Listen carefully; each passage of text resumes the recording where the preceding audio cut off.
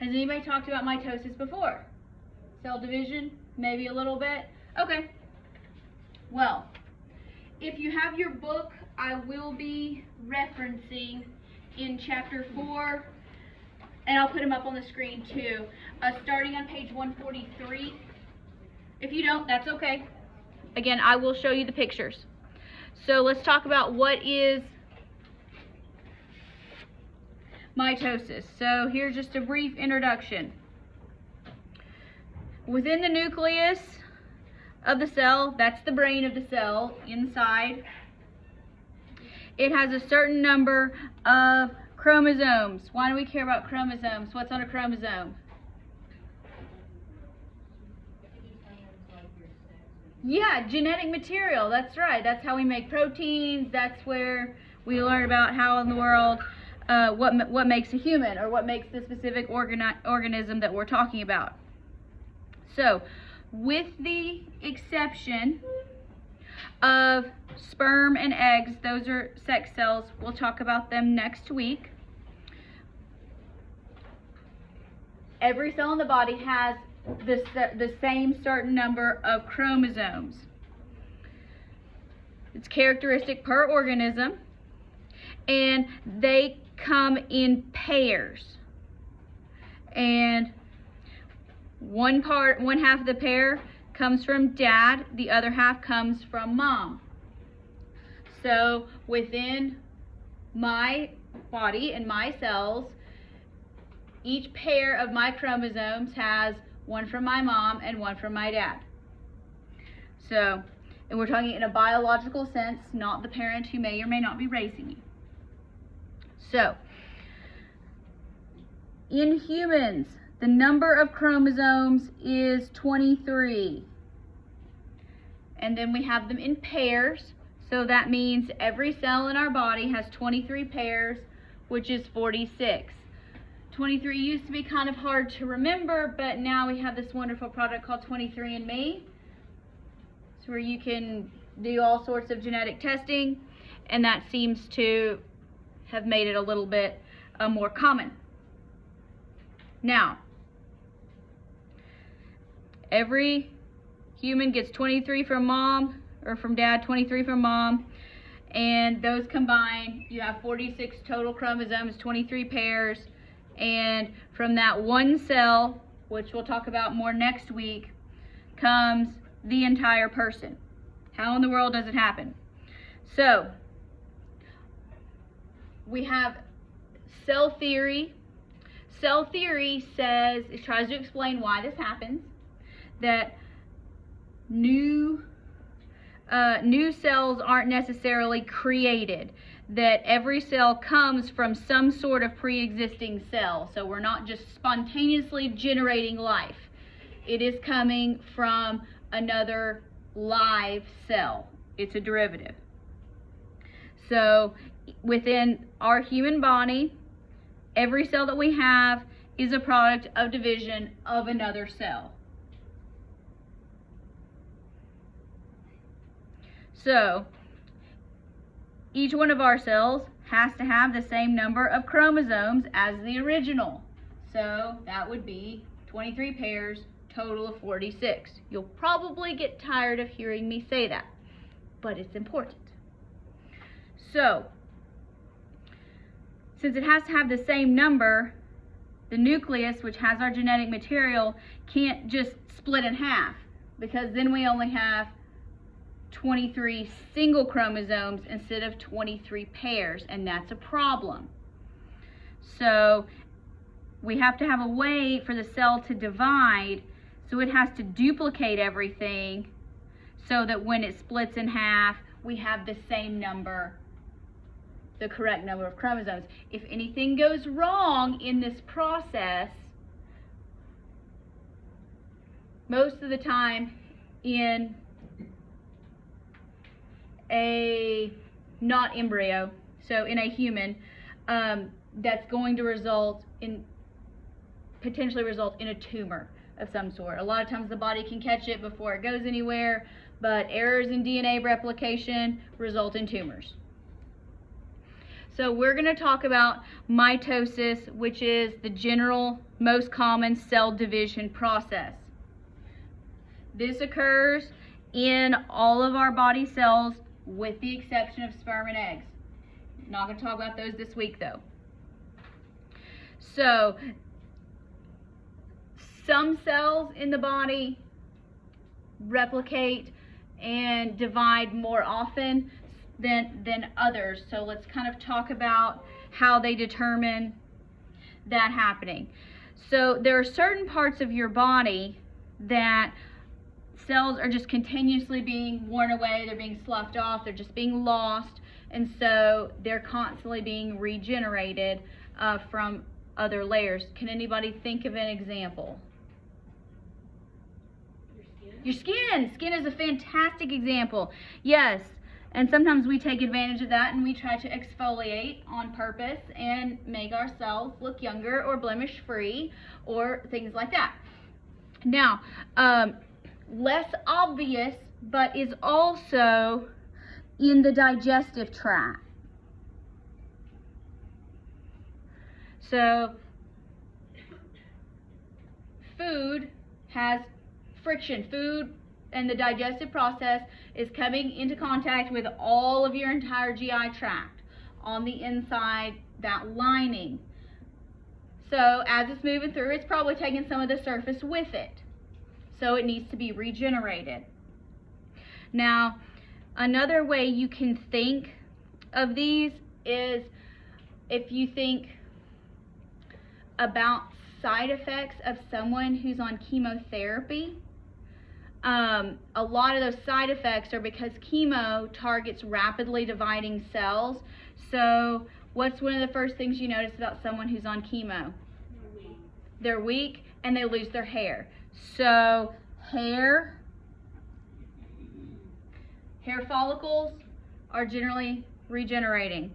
So they'll have someone on chemo is also going to be likely to have very dry skin or skin that is subject to sores, so it's very, very sensitive, easily cut, not as tough.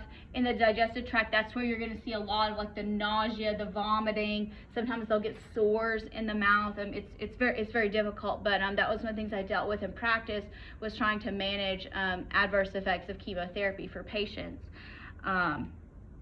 And then yes, of course they have low energy, probably because their digestive tract isn't functioning as well, and other things. Now, so those are cells that are continuously dividing throughout the life cycle of a person. You have other cells in your body where they're going to divide until an organ reaches a particular size, and then they're going to kind of go dormant, if you will, but they do keep the ability to reproduce and start dividing again if necessary because of damage or injury. So the main example here is the liver, and another example would be the kidney. So has anyone ever heard of live liver transplants, live donor liver transplants? No, they're not that common, but you can do it. So there was I guess you could call him a celebrity, a news guy, who publicly acknowledged that he was going to take leave to donate part of his liver to his sister, who is in liver failure. So what they did was they took a section of his liver, transplanted it to his sister, and then within him as the donor, his liver that remained was able to start dividing, cells start dividing, replicating, and regenerating itself. And in his sister, who received his part of his healthy liver, those liver cells were able to do the same thing. So each person had half a liver, and now there are 2 functional livers. So it's pretty cool how that can happen. But it's not as common as I would like it to be. But so liver and kidney, these are very important organs, so you can't live without them. So important for them to have that ability if they need it. Now, there are other cells that basically lose their ability to reproduce once they reach a mature size. So when things get injured or damaged, the repair happens with scar tissue. So you're gonna end up with scar tissue there. Scar tissue is a problem. So this tends to be in cardiac muscle, in some skeletal muscle. Generally, we try to negate that after surgery with things like physical therapy to try to prevent that. And then most importantly, nerve cells. So if you're going to be in the hospital or in the emergency department, has anybody ever heard that, like, time is tissue? Heard that mantra? Okay, well, if you haven't, let me kind of give you a little intro on what it means.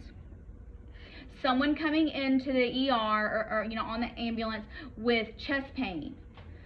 So we know cardiac muscle doesn't regenerate. So we're not going to regenerate new cardiac tissue, but the faster we can deal with their heart attack, the faster we can get them to the cath lab, the faster we can get the blood flowing again, the more heart muscle we're going to save. So we're trying to minimize loss.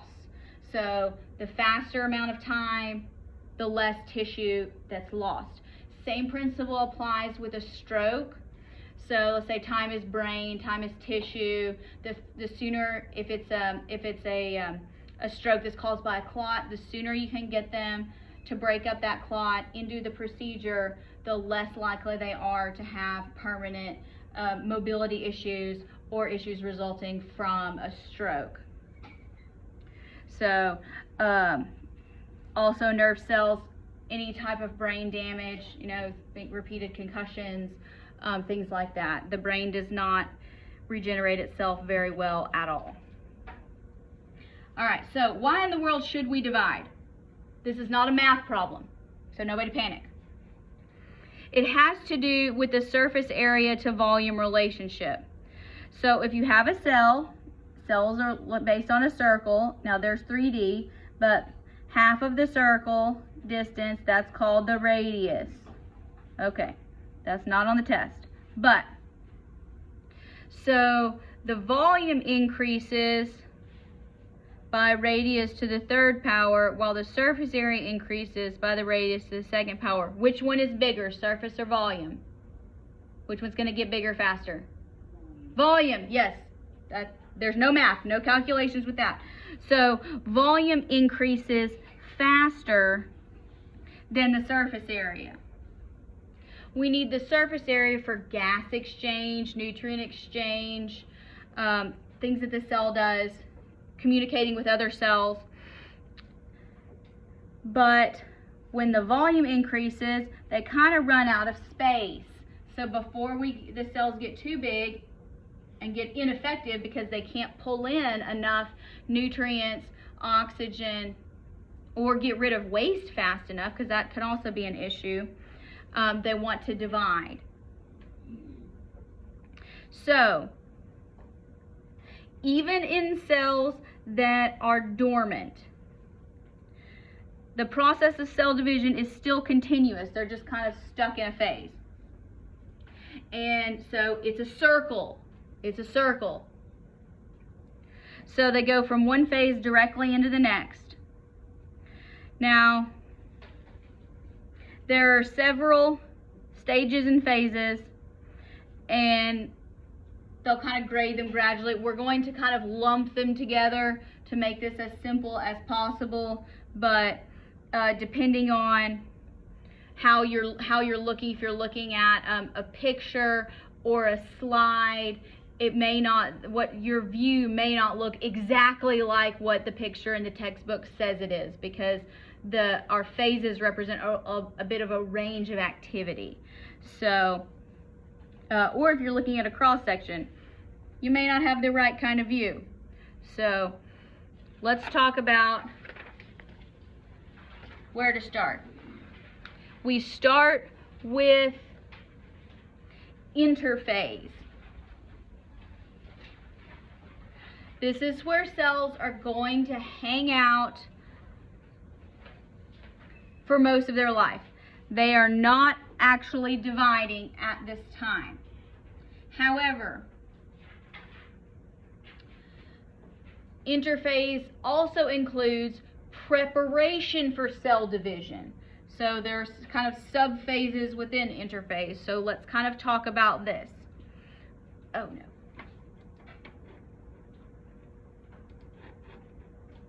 That's where my mouse jiggled. Keeps it from going to sleep. Okay, good. So most in interphase, the first one is G1, which is going to be the gap phase, the first gap phase. This happens right after division is complete. So one cycle has been completed. So during this time, the cell is making proteins, it's growing, and if it is preparing to divide again, it's going to make the materials for like the new cell membrane, because each new cell is going to have its own membrane for 2 cells. And then at the end of the first gap is when centrioles will replicate. Now this can be hours, it can be days, or it can be years, depending on which cycle it is in the body. So cells that are probably not going to be dividing, like nerve and cardiac, they're just going to be hanging out here in interphase gap 1. The second part of interphase is the S phase. It stands for synthesis. This is where DNA replicates. So this is where we're going to copy the genetic material. At this point, we do not know how a cell knows when to start replicating its DNA. There's a lot of research in that area, but it hasn't made it yet. However, we do know that once a cell has started replicating the DNA, it has to go through the rest of the cycle and the cell has to divide, because a human cell cannot have more than 23 pairs of chromosomes. If it has more than that, there's a problem. So the goal at the end of DNA replication is to have 2 identical copies of the cell's DNA. When we're talking about replication, we're going to use female verbiage. So we'll talk about mother cells and daughter cells, even when we talk about sperm, which is kind of amusing. But anyway, so each daughter cell, that would be the product of the cell division, has 1 complete copy. Now, if something goes wrong, that's where we can get a tumor. So there's lots of places that DNA replication can go wrong, that it's really quite amazing that it doesn't. Now, let's spend a little bit of time talking about DNA replication.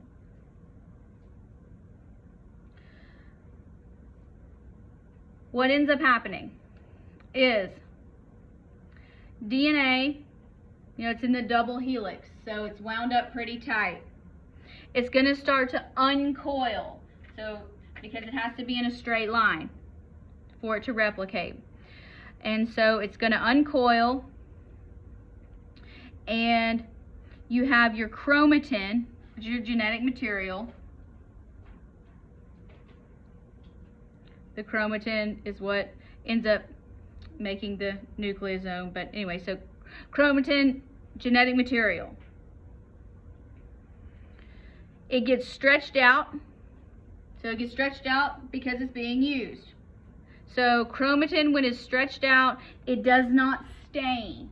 So if you're looking at a view on a microscope, you're not going to be able to see very much. You're not going to be able to see a lot of genetic material like you would a very tightly wound chromosome, which we'll show shortly.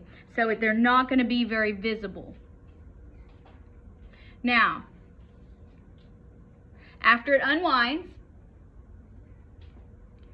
there is an enzyme called helicase, which is meaning untwist the helix. So it's going to break it apart. So you have your nucleotide bases that are actually exposed. Here's what that looks like. I'm on page 145 here if you want to look at it. This is your DNA double helix. You've got your base pairs in the middle. So your DNA helicase is kind of working in here. It's not shown in the picture, but it unwinds. So it's kind of like unzipping a zipper.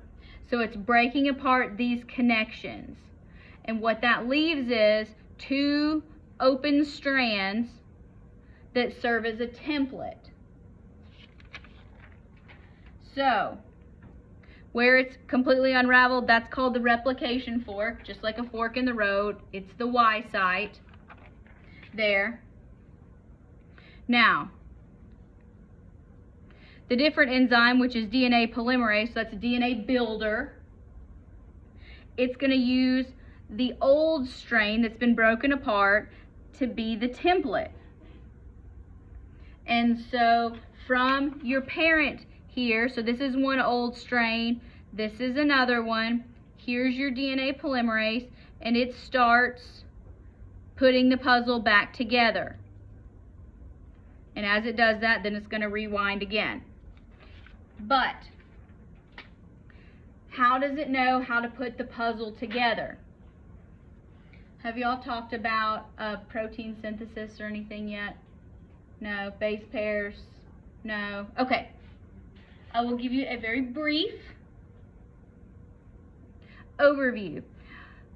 When you're talking about DNA, the parts of the rungs of the ladder are formed by two different pairs. You have four choices. You have G, C, A, and T. That's their abbreviations. And now, if you have adenine, so that's A is adenine. Adenine doesn't like anybody else but T, and that stands for thymine. So if there is an adenine there, the only choice to go with it is thymine. If the template has a thymine, the only way to complete the puzzle is with an adenine. The others don't fit. The other two pair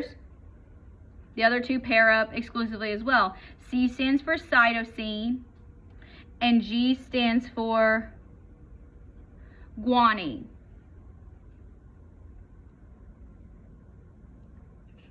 So they only pair with each other. That's how you can the cell can replicate very quickly using a template and get exact copies an insanely high percentage of the time. So each of the old strands serves as a template. So when you get your replicated DNA, it's half old and half new. So that's a good thing. And ultimately, at the end of DNA replication, you get two new helixes, helices if you prefer. They are identical. Each one has one new strand and one old strand.